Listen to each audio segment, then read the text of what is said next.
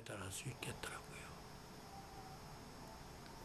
근데 그런 깨달음을 가지고 외국에 가서 한옥을 지으면서 한옥에 대한 설명을 하면 그거 나도 가서 담배 한 대 피면서 좀 생활해보지. 외국인들이 오히려 내가 지금 외국 집에 와서 한국 집에 와서들 그거 즐기시면서 대화도 하시면서 잔치도 거기서 앉아서 즐기고 그러시더라고요. 뚱땅거리고 춤도 추시고. 이제 그걸 보면은요, 우리 한옥 공간이 오히려 활용 가치가 있는 것 같아요. 그래서 그 대청하고 대청 좌우에 큰 방이 있어서 한쪽 안방은 여자용이고 건너방은 남자용 아니에요? 그러니까 의복을 갈아입으려도 거긴 거기대로 이방은 이방대로 가서들 갈아입고 나오셔서 뚱땅거리고 즐기고 가시다 갈 땐 또 다들 각자 갈아입고 가시거든요. 이제 그걸 보면은 활용하기 위해서 저런 공간을 마루 좌우에다가 설치를 하셨고 대청 넓은 곳은 이 넓이가 30평, 40평까지 넓은 데가 있거든요. 연경당만 가도 그게 40평이나 돼요. 그러니까 들어가 앉아서 즐길 수 있는 공간에 100여 명 이상 들어가 앉으실 수가 있거든요. 연경당 같은 한 200명 들어갈 수가 있어요. 그만큼 대청이 넓거든요. 이제 그런 걸 보면은 옛날에 시골에 갔을 때 종가댁, 본가댁 하는데 그 대청을 널찍하게 하시는 이유가 많은 분이 모여서 뭘 하실 수 있도록 구조를 한 거구나. 전화 받으시죠. 전화 안 받으셔. 그래. 그런데 그렇게 넓은 걸 이렇게 해놓고 나니까 말이죠. 유지 관리하는데 어렵지 않았겠느냐 하는 걸 생각해 봤는데 그게 그렇게 유지 관리 문제가 없더라고요.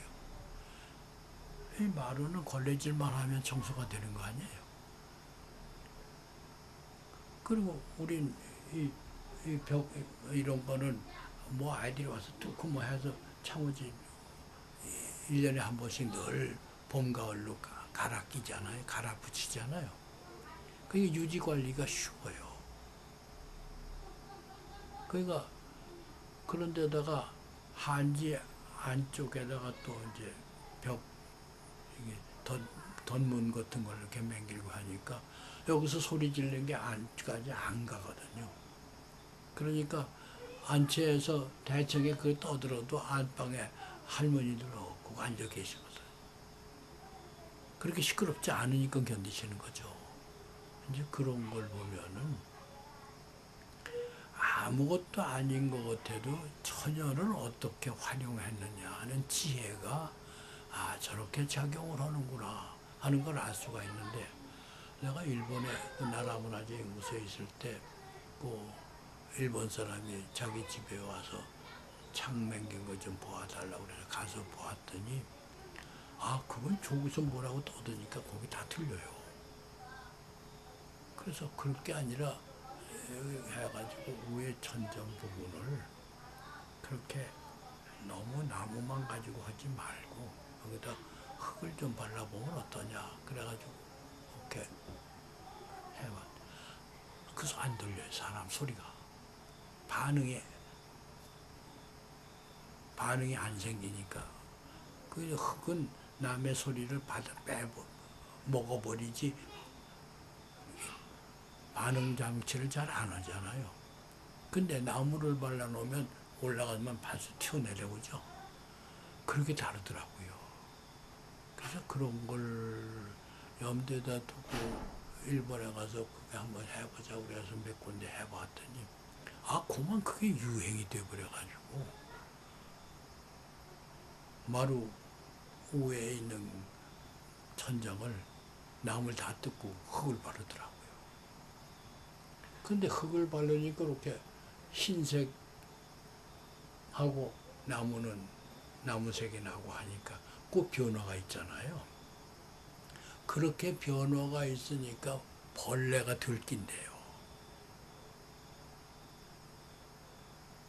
새들이 와서도 하얀 데는 잘 안 가잖아요.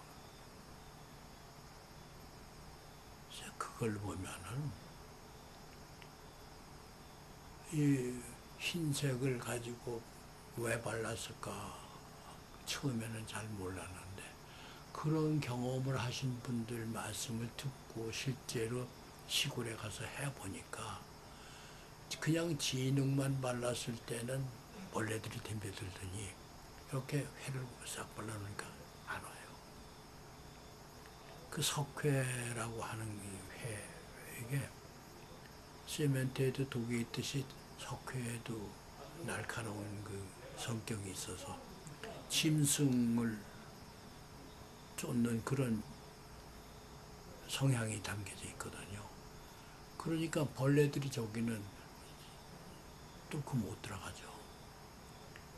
그 세멘트 바른 거나 석회를 바른 거, 회를 바른 거나 하는 거는 벌레가 덤벼들기 어렵다 하는 거는 우리가 이해를 하게 되니까 우리가 옛날처럼 석가래하고 석가래 사이에다가 다시 회를 발라서 마감하는 그 앙토법을 무시하지 않고 그대로 지금도 새로 짓는 집에도 이걸 해요.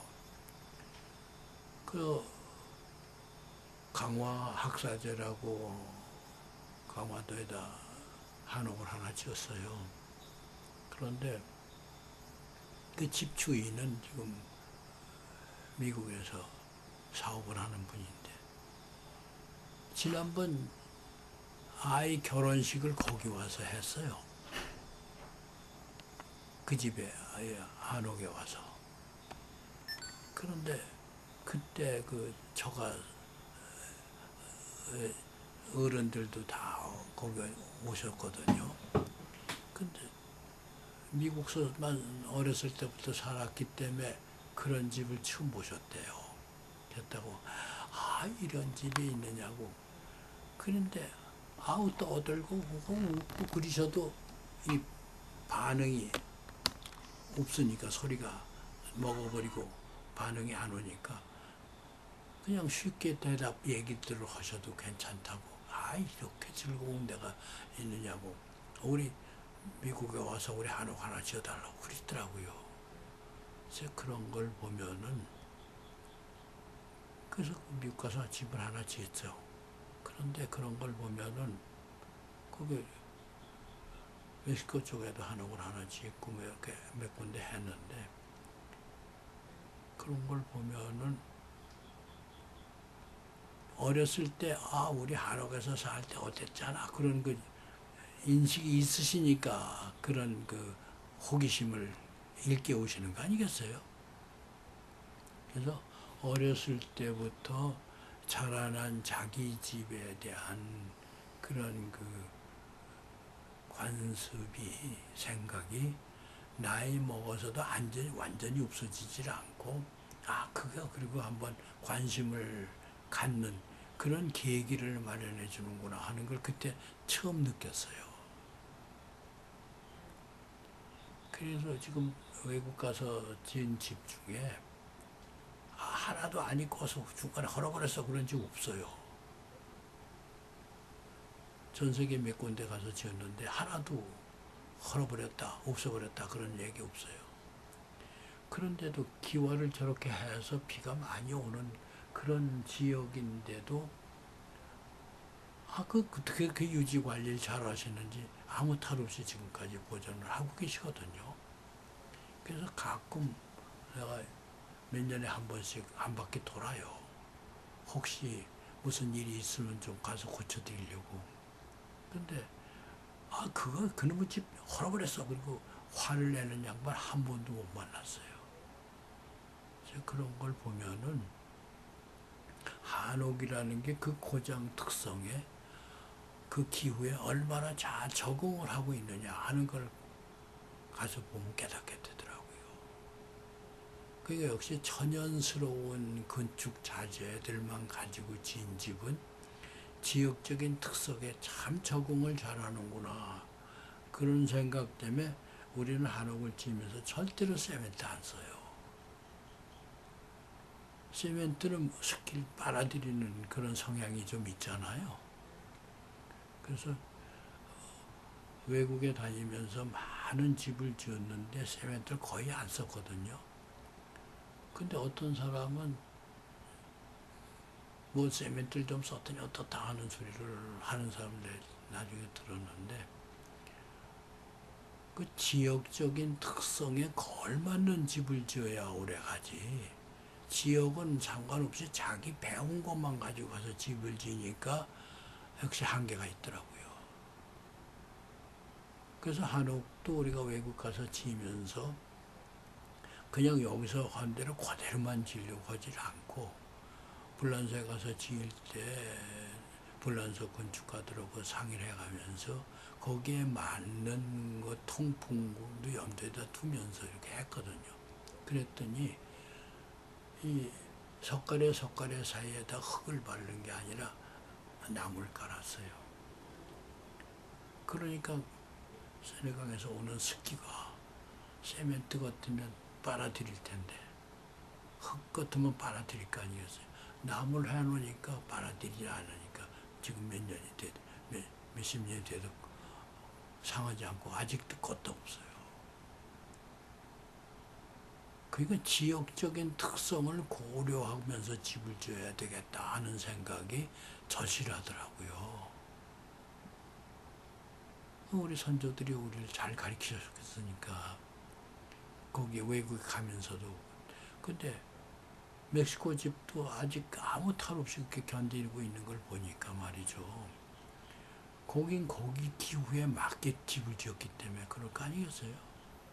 그런데 그런 걸 지을 때도 멕시코에 가서 우리 도편수 양반이 자기 스타일대로 집을 지는 게 아니라 거기 우리 교포들하고 대화를 하시면서 여기 기후는 어떻고 사계절이 어떻고 뭐 하는 걸 아니면 여기 이렇게 하자 그리고 바꾸시거든요.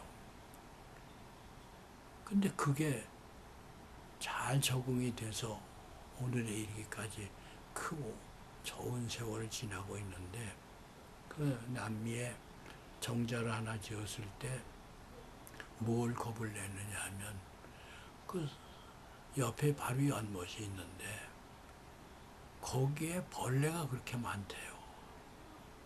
그래서 주변에 있는 나무마다 인석이 들어가서 다 집 짓고 살고 있다고. 그걸 그래 걱정을